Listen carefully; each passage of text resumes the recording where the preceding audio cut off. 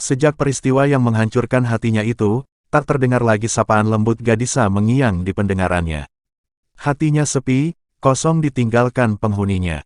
Gadisa telah menghilang, walaupun dia masih sering berlalu lalang di depannya, sebab hanya sapaan lembut Gadisa yang mampu membuat gadis itu bisa terlihat lagi di mata hatinya. Hari-hari yang dilaluinya terasa membosankan, hambar dan hampa. Gadisanya lenyap, temannya pergi, kekasih hatinya tak ada lagi. The Plastic Four yang tidak mengetahui kejadian itu, heran melihat perubahan sikap yang ditunjukkannya. Romeo yang biasanya betah cekakak-cekikik setelah saling melempar candaan konyol, sekarang terkesan lebih kalem, pendiam, dan sehabis kuliah langsung pergi ke tempat kerjanya tanpa menyempatkan diri berkumpul bareng sejenak dengan mereka seperti yang biasa dilakukannya. Romeo memang masih belum bisa menyingkirkan kenangan peristiwa buruk yang masih betah melekat di benaknya, peristiwa yang menghancurkan rasa cinta di hatinya. Hatinya memang perih, tapi anehnya tak secuil pun ia menyimpan rasa dendam pada Gadisa. Bahkan saat ini ia sedang berusaha menyadarkan dirinya, bahwa ucapan Gadisa waktu itu benar adanya, kalau dirinya memang bukan siapa-siapanya gadis itu. Sekarang ia membiarkan dirinya menjalani hidup, seperti ia menjalani hidupnya ketika ia belum kenal begitu dekat dengan Gadisa. Biarlah kekasih itu lenyap meninggalkan hatiku. Tak ada lagi kekasih hatiku, gumamnya lirih ketika duduk di teras rumah sambil memandangi bintang yang berkelip-kelip indah menghiasi langit malam. Selamat tinggal kisah singkat yang menyenangkan tapi berakhir buruk. Ia berkali-kali menghela nafas sambil menyapukan pandangan ke sekeliling rumah itu, membuatnya teringat pada Bella. Rumah yang ditempatinya sekarang adalah rumah milik staf Papa Bella. Kata Bella, Pak Rashid si pemilik rumah, dipindah tugaskan oleh papanya ke perusahaan cabang di Medan beberapa tahun yang lalu. Kemudian atas rekomendasi Bella, si pemilik rumah itu memberi kepercayaan kepada Romeo untuk menempati rumahnya yang telah lebih dari 2 tahun ditinggalkan tanpa penghuni, asalkan Romeo bersedia menjaga dan merawat rumahnya. Rumah Bella memang berada tidak jauh dari rumah yang ditempati Romeo, hanya berjalan kaki kurang dari 5 menit untuk sampai ke rumahnya. Romeo tersenyum sendiri. Bella teman baikku, gumamnya. Rasa lapar membuatnya bangkit dari kursi, berjalan memasuki rumah dan langsung menuju dapur. Kali ini ia mendesah gusar karena baru sadar kalau ternyata lauk pauknya untuk makan malam sudah habis tak bersisa. Ia membuka tutup rice cooker. Alhamdulillah, masih ada, ucapnya ketika melihat masih ada nasi di dalamnya. Ia baru saja berniat hendak membeli mie instan di warung, ketika mendengar suara ketukan di pintu depan. Sebentar, sahutnya sambil bergegas menuju ruang depan, dan menemukan Bella menyambutnya dengan senyuman. Malam Rom, kok pintunya nggak ditutup? Udah tahu ya, kalau aku mau datang. Romeo menggaruk-garuk kepalanya. Iya kali, sahutnya sambil tertawa canggung. Aku lupa menutupnya. Tadi aku buru-buru mau ke dapur, mau makan, lauknya malah habis, mau beli mie ke warung kamu malah datang, lanjutnya polos. Bella ikut tertawa, kasihan yang belum maem, tapi, Tara, nih aku bawain nasi goreng. Hah, yang benar aja, Romeo bengong sejenak. Iya, ini buat kamu, kata Bella meyakinkan sambil menyodorkan bungkusan di tangannya pada Romeo. Romeo mengambilnya. Makasih ya, ucapnya tulus. Bella tersenyum lagi. Dihabisin ya nasi gorengnya. Nasi goreng spesial buat kamu. Buatan sendiri loh. Iya, makasih. Kok masih berdiri di situ? Kamu juga masih berdiri di situ, ujar Romeo kalem. Bella mengernyitkan dahinya. Emangnya nggak boleh?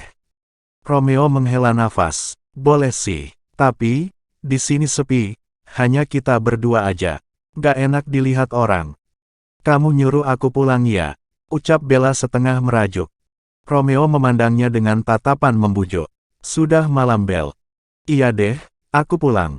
Tapi nasi gorengnya dihabisinnya. Iya iyalah, lagi lapar berat nih. Bella tertawa, emangnya lapar bisa diangkat? Giliran dahi Romeo yang mengernyit, bingung. Itu tadi katanya lapar berat. Berarti bisa diangkat dong, biar bisa ketahuan berat apa enggaknya, jelas Bella, riang. Romeo tersenyum geli, hatinya terhibur juga melihat tingkah gadis manis itu. Bella, ada-ada aja kamu, sudah pulang sana, nanti dicariin papamu lagi. Nggak akan, aku udah pamit kok, Papa juga udah tahu kalau aku ke sini. Iya, tapi kapan aku makan kalau kita bicara terus? Yah, makan aja Romeo. Juliet liatin dari sini, Bella tersenyum.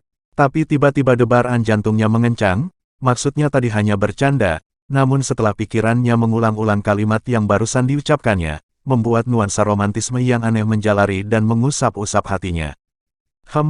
Romeo dan Juliet.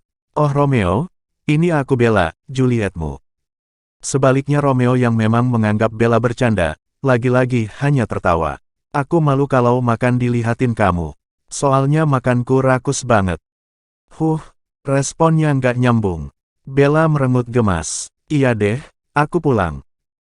Hati-hati ya. Iya Romeoku. Kembali Romeo tertawa. Tapi ia tertawa karena melihat mobil Toyota Rise merah yang terparkir di jalan depan rumah itu. Bel, kamu naik mobil ke sini. Dekat gini. Biar aja, tukas Bella sambil berjalan, masih dengan nada manja. Langsung pulang ke rumah ya nak. Canda Romeo, jangan ngelayap kemana-mana. Iya papa cakep, Matt malam, sahut Bella ketika memasuki mobilnya. Mobilnya bergerak, masuk ke halaman, berputar arah dan melaju pelan di jalan. Romeo masih tergelak ketika menutup pintu rumah, dan bergegas menuju ruang tengah. Alhamdulillah, perut lapar, ada yang ngantar makanan, gumamnya ketika meletakkan bungkusan yang diberikan Bella tadi di atas meja. Ia mengambil piring di dapur, dan membuka bungkusan penuh semangat, maklum perutnya memang sudah mendesak-desak minta segera diisi. Well, perutnya semakin lapar menatap nasi goreng yang masih hangat, ditaburi bawang goreng, lengkap dengan sepotong paha ayam goreng, telur mata sapi, dan garnish berupa irisan tomat, timun dan daun selada. Tapi ia menahan tangannya ketika hendak memindahkan nasi goreng itu ke piring. Pikirannya langsung mengingatkan bahwa nasi goreng itu adalah pemberian temannya yang non-muslim, buatannya sendiri lagi katanya. Nasi goreng ini pasti dimasaknya di tempat yang sama, ketika dia memasak makanan yang tidak halal, gumam Romeo risau. Ayam ini mungkin juga dibeli sama orang non-muslim, dan dipotong tanpa menyebut nama Allah.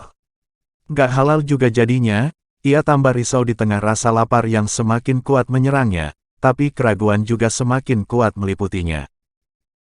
Ya Allah, bagaimana ini? Aku ragu memakannya, tapi aku juga tak tega membuangnya begitu saja. Beri petunjukmu ya Allah, harus aku apakan makanan ini? Doanya lirih dalam hati. Meong, meong, meong. Romeo memindahkan pandangannya ke arah suara kucing di luar rumah yang barusan didengarnya. Kucing itu mungkin juga sedang kelaparan. Kalau kuberikan sama kucing kan tak jadi mubazir nasi goreng ini. Pus, pus pus, pus. Meong, meong, meong. Kucing di luar rumah itu semakin bersemangat mengeong, ketika Romeo mengeluarkan suara tanda memanggilnya. Maaf Bella, maaf, bukan maksudku menyia-nyiakan pemberianmu, dan juga bukan karena aku jijik dengan makanan ini, sama sekali tidak. Aku hanya berusaha menaati ajaran agamaku. Romeo mengambil bungkusan nasi goreng dari meja dan berjalan menuju pintu dapur. Ini rezeki kau Pus, katanya ketika membuka pintu. Si kucing semakin heboh mengeong, seakan tahu bahwa ia akan mendapat makan besar malam itu. Kucing itu terus sibuk mengeong sambil mengikuti Romeo yang berjalan menuju pohon rambutan, untuk meletakkan bungkusan nasi goreng di bawah pohon itu. Romeo baru saja hendak meletakkan bungkusan, ketika tiba-tiba mendengar nada panggil HP di saku celananya. Iya Bel, ada apa? Sapanya, urung meletakkan bungkusan di bawah pohon. Gimana nasi gorengnya, enak gak? Bella malah balik bertanya di seberang sana. Romeo tertegun sejenak, bingung mau jawab apa. Meong, meong. Kucing yang menggosok-gosokkan badan ke kaki Romeo, memekik protes karena santap malamnya tertunda. Rom, tegur Bella, kok diam? Itu kucing kenapa? Nasi gorengnya kamu kasih ke kucing ya? Romeo menelan ludah menyusul rasa panas yang seketika menjalar di wajahnya. Enggak kok, masa sih nasi goreng spesial dari kamu ku kasihin kucing, elaknya. Terus kenapa tuh kucing ribut terus? Cecar Bella. Romeo tertawa. Ribut karena hidungnya kena serang aroma nasi gorengmu. Bella ikut tertawa senang. Masa sih, nasi gorengnya enak ya? Romeo diam lagi sejenak. Belum dimakan Belle, akunya pelan. Kok belum? Ada nada merajuk di seberang sana. Kamu ragu ya memakannya? Enggak kok Belle, kilah Romeo lagi. Cuma belum dimakan aja, abis nih kucing ngajak berantem terus dari tadi minta jatah. Rom, jangan khawatir, nasi goreng itu bahannya halal semua kok, beritahu Bella. Yang belanja kan Bi Inah kan muslim. Rom, di rumahku gak pernah memasak masakan non-halal. Romeo jadi semakin malu hati mendengar penjelasan Bella, walaupun Bella tak tahu tadi ia memang berniat memberikan nasi goreng itu ke kucing, karena khawatir makanan itu tak halal. Jadi yang masak nasi goreng ini Bi Inah ya, kata Romeo mengalihkan pembicaraan. Pantesan baunya semeriwing enak gini, lanjutnya sambil tertawa. Ih, enak aja, aku yang buat sendiri. Pekik Bella, ya udah kalau gak percaya, kasihin kucing aja nasi gorengnya. Romeo tertawa lagi. Maaf Belle, tadi itu cuma bercanda aja kok, maaf ya. Iya deh, dimaafin, tapi makan nasi gorengnya harus kulihat via video call, tuntut Bella manja. Romeo garuk-garuk kepala lagi, menoleh ke kucing yang kini bergelung di kakinya, karena kelelahan mengeong tapi dicuekin Romeo. Meong, kini nada suara kucing itu sudah mengibah hati. Waduh Belle, jangan video call dong, makanku rakus. Aku malu, kata Romeo akhirnya beralasan.